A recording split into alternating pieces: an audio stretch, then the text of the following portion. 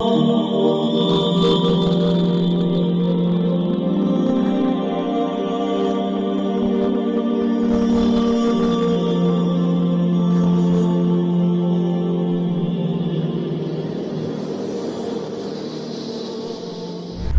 علیکم ورحمۃ اللہ وبرکاتہ۔ بیت الحکمہ دیوبند کی آن لائن عربک کلاسز میں آپ سب کا استقبال ہے۔ میں محمد انوار خان القاسمی، مینیجنگ ڈائریکٹر بیت الحکمہ دیوبند سے۔ اس وقت ہم پیج نمبر 17 والیوم نمبر 1 القراءۃ الواضحہ کھولے ہوئے ہیں، اور یہ ہے الدرس الثامن، 8واں سبق۔ اس 8ویں سبق میں جو مرکزی بات بتائی گئی ہے، جو بنیادی نقطہ بتایا گیا ہے، جو بنیادی گرامر جس کی طرف اشارہ کیا گیا ہے اور جس کی پریکٹس کرائی گئی ہے، وہ ہے ضمیر مجرور کا استعمال۔ مضاف ہوگا اور اس کے ساتھ ضمیر مجرور کا استعمال کیا جائے گا۔ ضمیریں کئی قسم کی ہوتی ہیں، ایک ضمیر منفصل ہوتی ہے، ایک ضمیر متصل ہوتی ہے۔ ضمیر متصل وہ ضمیر جو مجرور بن کے جو آئے۔ ضمیر متصل کی بھی کئی قسمیں ہوتی ہیں، ایک منصوب ہوتی ہے، ایک مجرور ہوتی ہے۔ تو مجرور کی جو قسم ہے یہاں پر، اس کا استعمال کیا گیا ہے اس لیسن میں۔ تو ضمیر مجرور کا اس میں استعمال کرایا گیا ہے اور اس کی پریکٹس کرائی گئی ہے، اس پہ خصوصی دھیان دیں آپ۔ دوسری اہم چیز یہ ہے کہ اس لیسن میں مبتدا کو مرکب اضافی کے طور پر شو کیا گیا ہے، یعنی مبتدا جو آئے گا اس میں، جو نومینل سینٹنسز اس کے اندر استعمال کیے جائیں گے، تو اس میں جو مبتدا ہوگا اس کو مرکب اضافی کے طور پر دکھایا گیا ہے، مرکب اضافی کے طور پر استعمال کیا گیا ہے۔ آگے نمونے آپ کے سامنے آئیں گے، تو یہیں پر ضروری یہ ہے کہ ہم مرکب اضافی کو بھی سمجھ لیں۔ مرکب اضافی ہوتا کیا ہے؟ مرکب اضافی ایک ایسا کنسٹرکشن ہوتا ہے جس میں ایک مضاف ہوتا ہے اور ایک مضاف الیہ ہوتا ہے۔ مضاف وہ ناؤن ہوتا ہے جس کی اضافت کی جائے، جس کو کنیکٹ کیا جائے، جس کو جوڑا جائے کسی سے، اور جس سے جوڑا جائے، جس کی طرف نسبت کیا جائے، جس کی طرف اضافت کی جائے، اس کو کہتے ہیں مضاف الیہ۔ مضاف اور مضاف الیہ کا جو کنسٹرکشن ہوتا ہے، اس کا جب ترجمہ عربی سے ہم اردو میں کرتے ہیں تو اردو میں ترجمہ کرتے ہوئے کا یا کی کا استعمال کرتے ہیں۔ جیسے قلم زیدن، زید کا قلم، تو قلم زیدن یہ مضاف مضاف الیہ کا کنسٹرکشن ہے۔ تو ہم نے جو ہے جب ترجمہ کیا تو زید کا قلم، یہ اس طریقے سے کا جو ہے یا کی کا ترجمہ لیا جاتا ہے۔ جب ہم اس کو کنورٹ کرتے ہیں اردو میں، انگریزی سے یا عربی سے جب ہم ٹرانسلیشن کرتے ہیں اردو میں، تو کی کا ترجمہ نکلتا ہے یا کا کو لایا جاتا ہے، اس کنیکشن کو شو کرنے کے لیے، اس تعلق کو ظاہر کرنے کے لیے۔ تو مضاف اور مضاف الیہ کا جو کنسٹرکشن ہے، یہ عربی زبان کا بہت ہی اہم اور ناگزیر کنسٹرکشن ہے، بہت ہی ضروری ہے، ایک بگنر کے لیے اس کا سمجھنا ضروری ہے۔ اس میں یہ ہوتا ہے کہ ایک چیز کی نسبت ہم دوسری چیز کی طرف کرتے ہیں، ایک چیز کی ملکیت ہم دوسری طرف کرتے ہیں، ایک چیز کے بارے میں بتاتے ہیں کہ یہ چیز دوسرے کی ہے، فلاں کا ہے۔ تو یہ جو کا ہے یا کی ہے یا نسبت ہے یا تعلق ہے یا اضافت ہے یا ایٹریبیوشن ہے، اسی کو ظاہر کرنے کے لیے ہم مرکب اضافی کا کنسٹرکشن استعمال کرتے ہیں۔ اہم بات یہ ہے مضاف مضاف الیہ کے کنسٹرکشن میں کہ جس چیز کو لنک کیا جاتا ہے، جس چیز کو جوڑا جاتا ہے، جس کی اضافت کی جاتی ہے، اس کو پہلے لایا جاتا ہے، اور جس چیز کی طرف اضافت کی جاتی ہے، جس سے جوڑا جاتا ہے، جس کے ساتھ لنک کیا جاتا ہے، جس کی طرف ایٹریبیوشن کیا جاتا ہے، وہ ہوتا ہے مضاف الیہ۔ جیسے آپ کو کہنا ہے زید کا قلم، تو قلم کو کنیکٹ کیا گیا زید سے، قلم کو ایٹریبیوٹ کیا گیا زید کی طرف، قلم کو بتایا گیا کہ یہ ملکیت ہے اور اونرشپ ہے زید کی، تو یہ جو قلم ہوگا یہ مضاف ہوگا، اور زید چونکہ پوزیسر ہے، اونر ہے، جس کی طرف ایٹریبیوٹ کیا گیا ہے، جس کی طرف جوڑا گیا ہے، وہ ہوتا ہے مضاف الیہ۔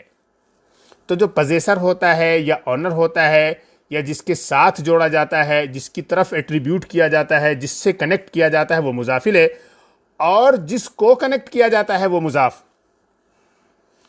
مضاف پر کوئی بھی اعراب ہو سکتا ہے، یعنی مضاف پر جو حرکت ہوگی اینڈ لیٹر پر، وہ کچھ بھی ہو سکتی ہے، depending on the context, depending on the position in the sentence. Sentence میں پوزیشن جو ہے اس کے اعتبار سے اس کا کوئی بھی اعراب ہو سکتا ہے، لیکن مضاف الیہ ہر حال میں مجرور ہوتا ہے، یعنی مجرور ہونے کا یہ ہے کہ اس پر کسرہ کا استعمال کیا جائے گا۔ جیسے قلم زیدن، زیدن پر ہر حال میں آپ کو کسرتین داخل کرنا ہے، یعنی کسرہ کا استعمال کیا جائے گا وہاں پر، کیونکہ مضاف الیہ جو ہوتا ہے وہ مجرور ہوتا ہے، وہ جنیٹو کیس میں ہوتا ہے، تو مضاف الیہ ہمیشہ جنیٹو کیس میں ہوگا، اور جو مضاف ہوگا وہ بدلتا رہے گا depending on the position in the sentence, sentence میں جو اس کی حالت ہے اس کی تبدیلی کے ساتھ ساتھ اس کے اندر بدلاؤ آتا رہے گا۔ تو یہ چند چیزیں آپ کو اپنے ذہن میں رکھنی ہیں۔ ایک تو شروع ہی سے آپ کو معلوم ہے کہ نومینل سینٹینسز چل رہے ہیں، جملے اسمیہ چل رہا ہے، تو یہ لیسن بھی 8واں سبق بھی جملے اسمیہ پر سینٹرڈ ہے، بیسڈ ہے۔ اور دوسرے مضاف الیہ جو استعمال کیا گیا ہے اس میں ضمیر مجرور کو کئی جگہ پر استعمال کیا گیا ہے، یعنی پروناؤن کو کیا کر دیا گیا ہے، مضاف الیہ کے طور پر استعمال کیا گیا ہے۔ اور تیسرا اہم پوائنٹ جو آپ کو ذہن میں رکھنا ہے وہ یہ ہے کہ اس میں مبتدا کو بہت جگہ پر مرکب اضافی کے طور پر استعمال کیا گیا ہے۔ اور چوتھے آپ کو اپنے ذہن میں یہ پوائنٹ بھی رکھنا ہے کہ مرکب اضافی کا کنسٹرکشن کیا ہوتا ہے، مضاف مضاف الیہ کیا ہوتا ہے، اور اضافت کیا ہوتی ہے۔ یہ پورا پروسیس جو میں نے آپ کو سمجھایا ہے یہ بہت اہم ہے۔ مضاف مضاف الیہ کے بارے میں جو ڈیفینیشن میں نے دی ہے اور جو مثالوں کے ذریعے میں نے سمجھایا ہے، اس پر آپ خوب توجہ دیں اور اس کو اچھی طرح سے سمجھ لیں۔ اچھا دیکھیے آگے بڑھتے ہیں۔ انا ولدن، میں ایک لڑکا ہوں، اسمی خالدن، میرا نام خالد ہے، تو جو یا ہے یہی ہے ضمیر مجرور۔ انت تلمیذن، تم ایک طالب علم ہو یا تو طالب علم ہے، اسم کا ساجدن، تیرا نام ساجد ہے۔ انا بنتن، میں لڑکی ہوں، اسمی سلمہ، میرا نام سلمہ ہے۔ انتی تلمیذتن، تو ایک تلمیذہ ہے، تو ایک تلمیذہ ہے، تو طالبہ ہے۔ اسم کی سعاد، تیرا نام سعاد ہے۔ تو یہ اسمی اور اسم کا اور اسم کی، یہی جو کا اور کی اور یا جو آیا ہے یہی ہے ضمیر مجرور۔ اس کے بعد ہوا رجل، وہ ایک آدمی ہے، اسمہ Majid, his name is Majid. ہی مرأۃ، دیٹ از اے وومن، وہ ایک عورت ہے۔ اسمہا زینب، اس کا نام زینب ہے۔ تو ہا جو ہے یہ ضمیر مجرور ہے۔ ہذا ابن ماجد، یہ ماجد کا لڑکا ہے۔ ہذہ بنت ماجد، یہ ماجد کی لڑکی ہے۔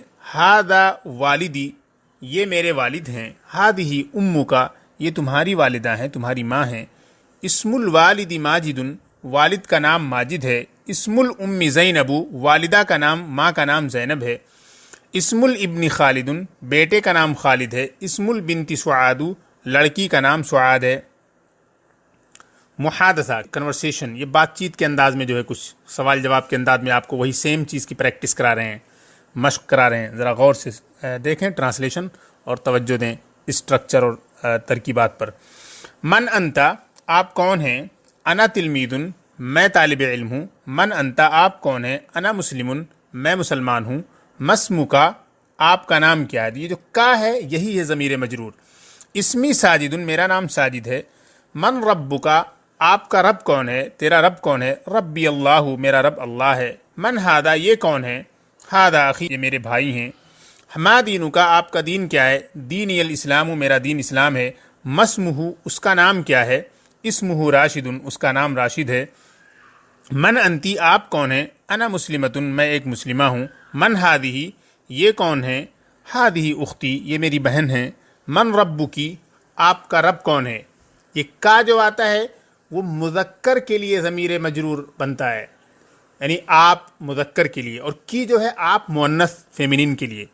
ما دینو کی، آپ کا دین کیا ہے؟ دینی الاسلام، میرا دین، میرا مذہب اسلام ہے۔ این والدک، آپ کے والد کہاں ہیں؟ والدی فی السوق، میرے والد بازار میں ہیں۔ حل اسم کی سعاد، کیا آپ کا نام سعاد ہے؟ این امک، آپ کی والدہ کہاں ہیں؟ امی فی البیتی، میری والدہ گھر پر ہیں۔ نعم اسمی سعاد، جی ہاں میرا نام سعاد ہے۔ این اختک، آپ کی بہن کہاں ہیں؟ اختی فی الحجرتی، میری بہن کمرے میں ہیں۔ حل انت سعاد، کیا آپ سعاد ہیں؟ نعم انا سعاد، جی ہاں میں سعاد ہوں۔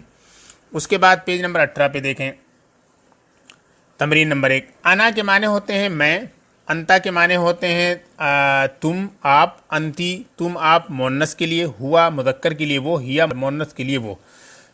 تو دیکھیے اس میں ضمیر مجرور جو ہے، ضمیر مجرور اس کی کیسے آتی ہے؟ انا جو ہے یہ ضمیر منفصل ہے۔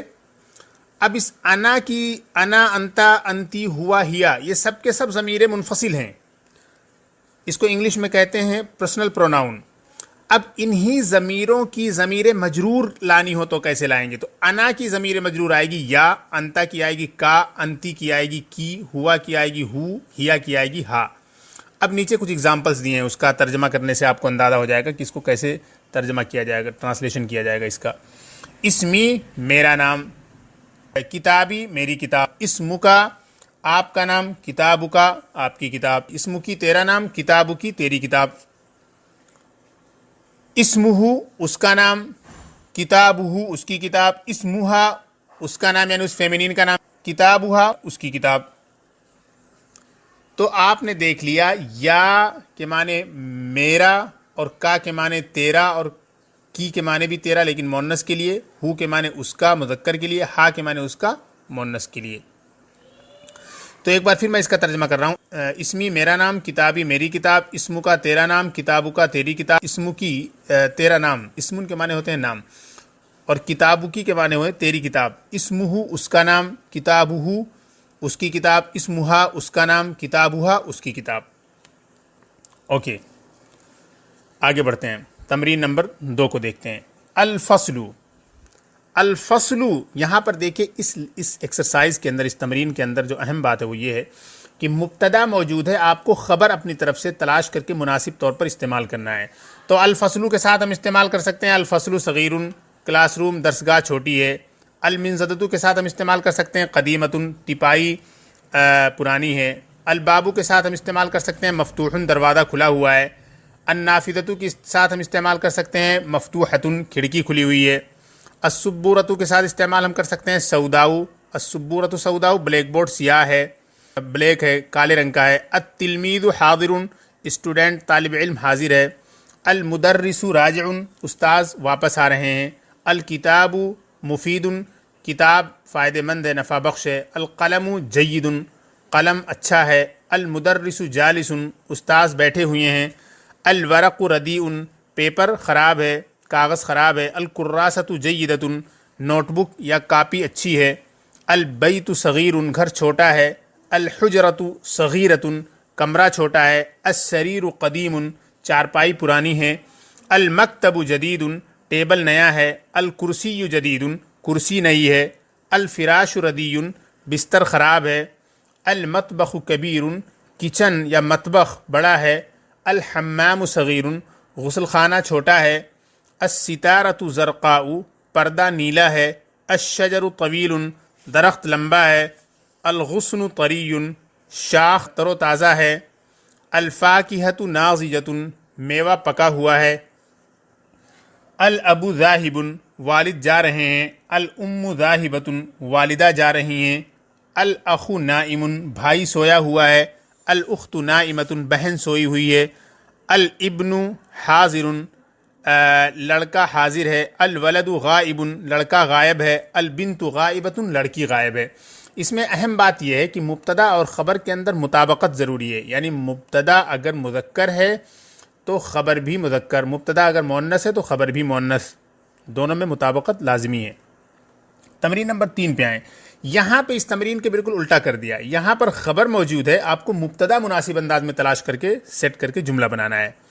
دیکھیے یہاں پہ صغیرن ہے تو البیت صغیرن، گھر چھوٹا ہے۔ صغیرتن ہے تو الحجرۃ صغیرتن، کمرہ چھوٹا ہے۔ کبیرن ہے اگر آپ یہاں کہہ لیجئے البیت کبیرن، گھر بڑا ہے۔ کبیرتن ہے تو آپ کہہ لیجئے الحجرۃ کبیرتن، کمرہ بڑا ہے۔ طویلن ہے تو الرجل طویلن کہہ لیجئے، آدمی لمبا ہے۔ اچھا اس کے بعد ہے طویلتن تو اب کہہ لیجئے البنت طویلتن، لڑکی لمبی ہے۔ اور قصیرن ہے تو آپ کہہ لیجئے الطفل قصیرن، بچہ چھوٹا ہے۔ پھر قصیرتن ہے تو آپ کہہ لیجئے البنت قصیرتن، لڑکی چھوٹی ہے، پستہ قد ہے۔ جدیدن الکرسی جدیدن، کرسی نئی ہے۔ جدیدتن الستارۃ جدیدتن، پردہ نیا ہے۔ قدیمن المکتب قدیمن، ٹیبل پرانا ہے۔ قدیمتن السبورۃ قدیمتن، بلیک بورڈ پرانا ہے۔ جیدن القلم جیدن، قلم اچھا ہے۔ جیدتن الفاکہۃ جیدتن، میوہ اچھا ہے۔ ردیء الورق ردیء، پیپر خراب ہے۔ ردیئۃ الستارۃ ردیئۃ، پردہ خراب ہے۔ مسرور التلمید مسرور طالب علم خوش ہے. مسرورۃ التلمیذۃ مسرورۃ طالبہ خوش ہے. نشیط الرجل نشیط آدمی چاق و چوبند ہے یا چست ہے. نشیطۃ البنت نشیطۃ لڑکی چاق و چوبند ہے. قوی کے معنی طاقتور. الرجل قوی یا الابن قوی لڑکا طاقتور ہے. قویۃ البنت قویۃ لڑکی طاقتور ہے.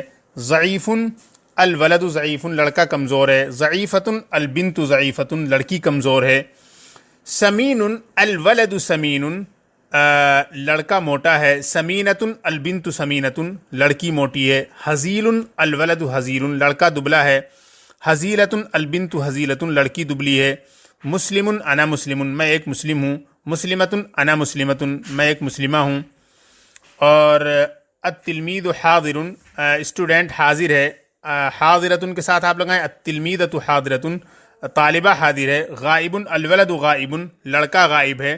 غائبۃ البنت غائبۃ لڑکی غائب ہے. واقف الاب واقف الاب واقف والد کھڑے ہیں.